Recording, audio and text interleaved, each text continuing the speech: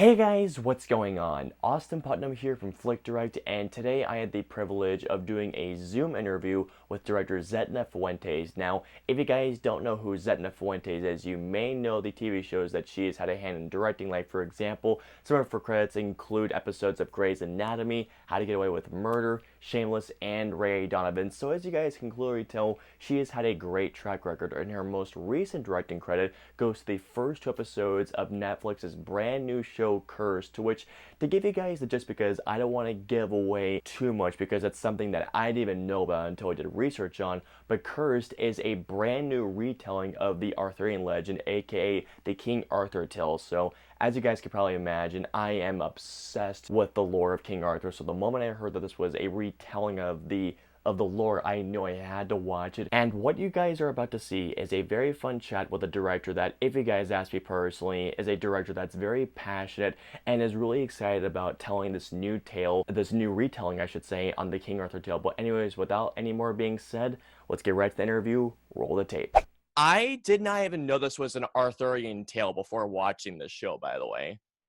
It wasn't until after I looked it up, I was like, what is this whole thing? And all of a sudden I saw the description, I just thought, okay, you've got my attention now.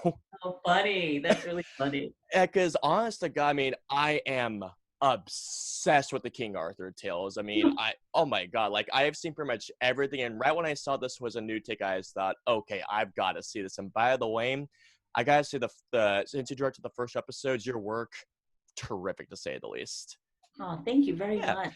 So starting off with this whole thing, so since you're the director of the first episode, starting off the entire season one, were you worried about setting up the tone? Because it's quite a dark tone for the first season.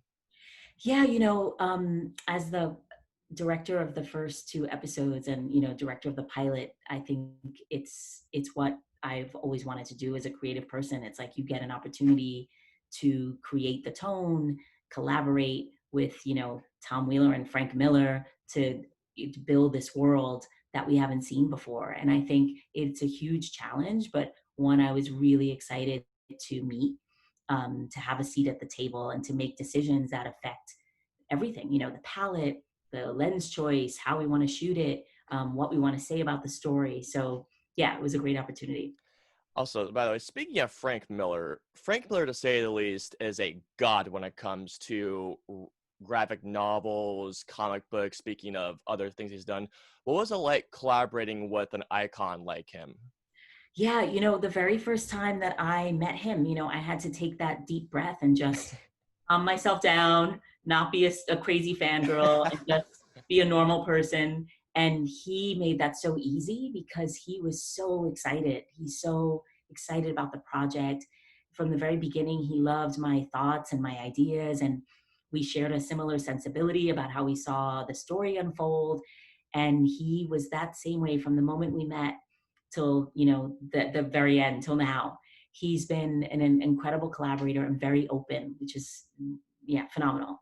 God, it's so good to know that a legend such as him is such an open collaborator like that. That makes me so thrilled to hear that, to say the least. So, knowing that this is a retelling of the Arthurian tale, what appealed to you the most about putting your stamp on the story? I think it was because, like so many other people, know obviously around the globe know this tale. I feel like we Right. just know it from birth. It just feels like we just always know what it is. You hear of it, and I was also fascinated by it. And I think for me, it was the idea of a fresh take because it's been done so many times. I thought this is really interesting to take the Lady of the Lake and to do her coming of age story. I thought this is new, and she feels so fleshed out as a character, and she warrants being a hero, and I love that. So, speaking of which, getting into the cast here, Catherine Langford as Lady of the Lake is absolutely terrific. Talk about working with not just her, but the entire cast as well. Yeah, so Catherine is our lead, and she is a tremendous talent, and I cannot imagine another actor being Nimue. She was just so brilliant, in every way, vulnerable and everything. She did everything. And then the cast around her, I think, is equally as tremendous.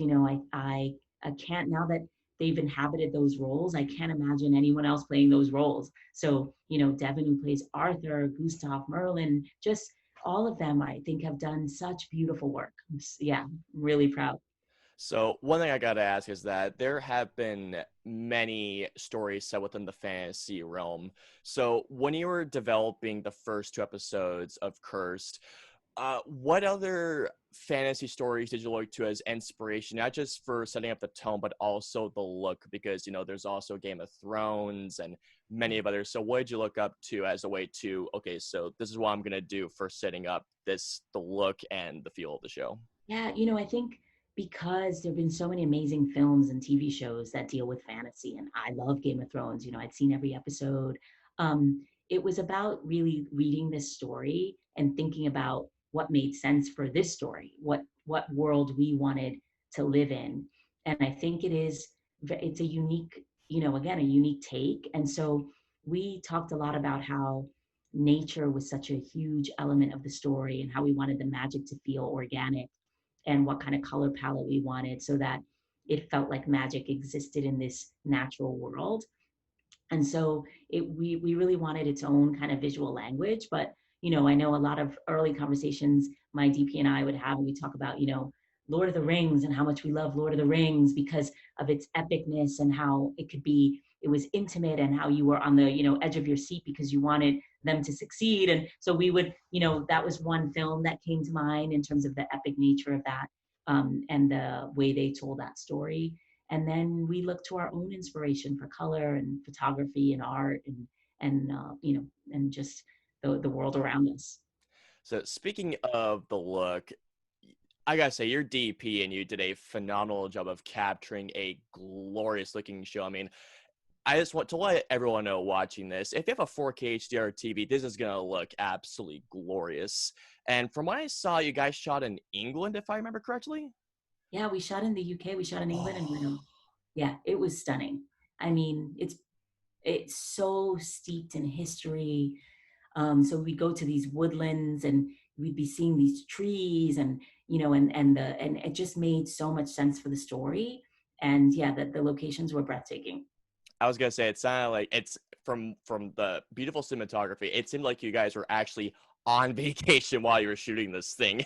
That's funny. Yeah, it was a lot of. I know it's funny when people talk about filmmaking as hard work. It's Yeah. not. It's not hard in the scheme of things of other people being hard, but it's a lot of planning and a lot of hours to make it feel like yes, like you're in just happen to be in this beautiful Yeah. location. So once again, kind of expanding upon the first question, how did you prepare for developing the first two episodes of the season? So it was a lot of, I love prep. I love that process because it's where you get to throw out ideas, and I love that the concept of no bad idea. Let's surround ourselves with brilliant, talented people who have a strong point of view, and let's see what we can create together. And so I think that was how we moved through it. Amazing collaborators, everybody, all of our department heads, and we would sit around and kind of had like a think tank. What do we want the show to look like? What lenses do we want to use? What the aspect ratio? What's the Mm. color palette? What makes sense for the story? And so you make all those decisions that impact and augment the story. And so yeah, prep was a lot of those kinds of conversations, throwing things out and then feeling what makes most sense, what we're most inspired by. Right. I was about to say the prep side amazing. Now, one thing I gotta talk about is the action in this, and the first episode alone is so well filmed. In particular, now I am a huge fan of a one-shot take.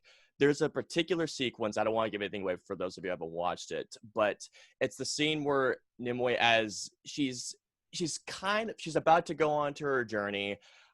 How did you prep for that sequence? Because there's so much chaos going along with that, and I just kept thinking, oh my god, how they pull that off the whole time? Well, I'm glad you enjoyed it. It was really difficult to pull off, but it was the idea that I had when I read it.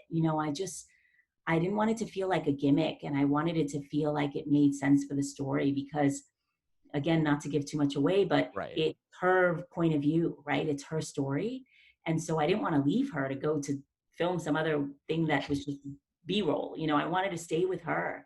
And so a lot of times we turned back away from it. Like, I think it's going to be too hard to do. It's going to be too complex.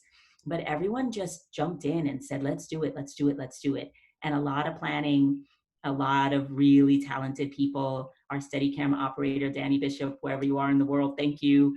All the people that help you get through the sand, James Friend, our cinematographer, just production designer, stunt coordinator, the list goes on because you need all those talents to make it work.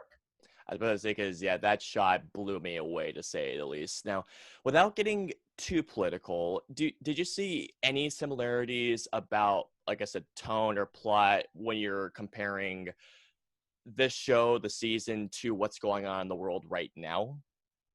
So it's interesting, we did all of this, before the pandemic, before this racial reckoning that's happening in the world. But I think what we knew when we were working on it was subtly, layered in there, or not so subtly when you're watching it, is the real concept of this kind of, I don't know, fear of other and oppression of other. And I think Nimue as a character, because she's different, because she doesn't understand what makes her different and how the world sees her, it is a tale of people trying to destroy what they don't know, what they don't understand. And that is the world we live in. I think about that. It resonated with me as a woman of color, thinking about moving through the world. And if you're different in any way, whatever makes anyone different, and when people look at that and want to destroy that or want to stop it or oppress it, I think this speaks to that. This speaks to a hero who is going to, move forward and do what's right.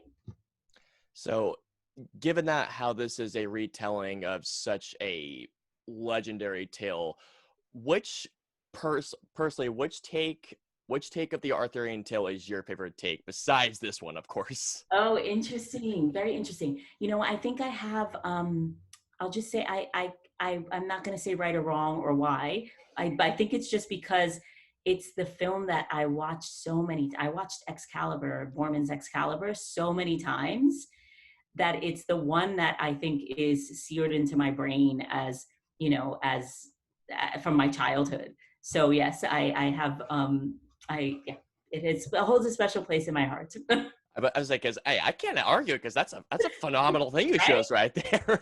Now, before I let you go, I want to ask. So, if there is a season two, would you like to direct any more episodes? Oh my God, I love everyone so much that I would, yeah, it dreamy to even think of. I'm just hoping that people enjoy what we've done, with the first season, and that they, yeah, go along for the ride and want to watch. I just want to say congratulations. I'm gonna finish this season because the first episodes I was not expecting what I saw, and I was like, okay, I'm in, especially with the ending of the second episode. Thank you so much for talking with us, guys. Check out Cursed. It's on Netflix right now. Just me. I'm a big fan of the Arthurian stuff. I was not prepared for what I saw. Zena, thank you so much for talking with us today. Oh, thank you very much. Really Of appreciate it. course, of Oh, course. Have a great one. yeah, you too. Alrighty, guys, and that is going to wrap it up for my interview with Zetna Fuentes. As you guys could probably tell, we had a lot of fun not only chatting about this brand new show, but also our love for the Arthurian tale, but also we had a lot of fun chatting about Game of Thrones, a little bit of Lord of the Rings, and of course our love for Frank Miller. But anyways, guys, thank you so much for watching this interview. If you like this and you want to see more interviews just like this one, please hit that like button and also subscribe. And don't forget to hit that notification bell whenever our next interview goes live. And of course, until our next interview goes live, we'll see you guys next time, guys. Also, do not forget to check out Cursed on Netflix. It is airing right now. All 10 episodes. Please check it out. Seriously, the first episodes are so good. But anyways, guys, until our next interview, we will see you guys next time. Have a great day, guys.